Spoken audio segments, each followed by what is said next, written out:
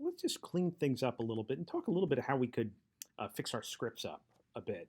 So nothing prevents us from calling one script from another script. And in fact, what we're going to do here is we're going to have a webpack dev.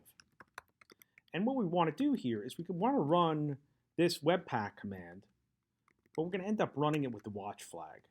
So I'm going to say npm run webpack, and I'm going to run it with the watch flag here. If I go to do that, let's kill this, and I'm going to run webpack dev. Also notice it's running very slowly here, taking quite a bit of time. I'm going to show you how we can make it a little bit faster. Let's go into here to the webpack config, and we're going to tell it, hey, look, by the way, if you run into the node modules folder, you don't have to worry about that. That's not your responsibility. And I'm going to run this one more time. Notice we're also getting this error message too, that you should set the mode. If you're using it for development, set it to development. That'll run a little bit faster here. We're still getting this message, and it's not watching, by the way. Well, what we can do here is that we actually want to send to this command some additional information. It feels like we're sending watch, but we're actually sending that to the npm run, which doesn't do anything. By doing this, I'm saying I want to send this watch flag down to whatever command is going to be run here, which is going to be this webpack command. And now if I do this, I'll see it'll stick around, and it'll end up getting watch, and every time that I go and I make a change to, which I'm going to do a lot of development, so if I was to go over here and say console.log foo, it'll end up re-rendering. Also, I want to get rid of that message over there, so I'm also going to end up sending mode equals development.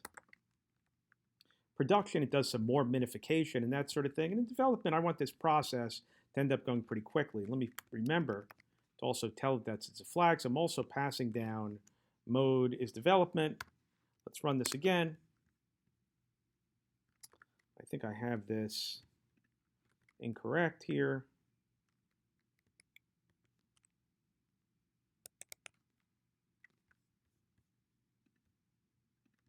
So yeah, the way that I ended up making that go away, I had an extra dash. So here it's saying these two flags that are coming in here, pass them down to Webpack, and now those messages end up going away.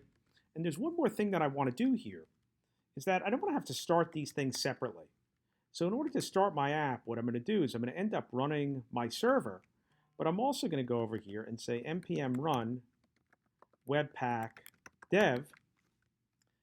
Now I'm going to start out by doing this, which is basically going to say, hey, look, wait for this process to complete and then start this process. I'm going to kill this because all I really want to be able to do is when I want to start things is to run start dev. The problem is going to end up doing my webpack. It's never going to start my server. What I want to do here is say, hey, look, don't wait for that to complete, because this will never complete. There's a watch flag here, right? When I run it with the watch flag, and here, now it'll end up doing both.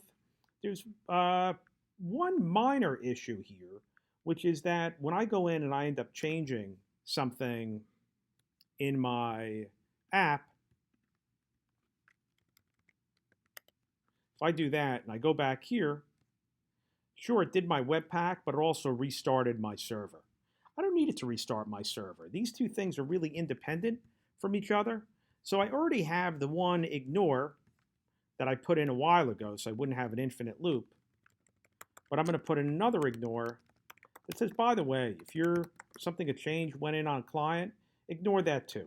You don't have to restart the server node mon when that happens. And again, I'm going to make that change. And now I'll find out if I go back here to my app, I get rid of my console.log, I go back over here, I'll see Webpack will rerun, but my server won't end up restarting.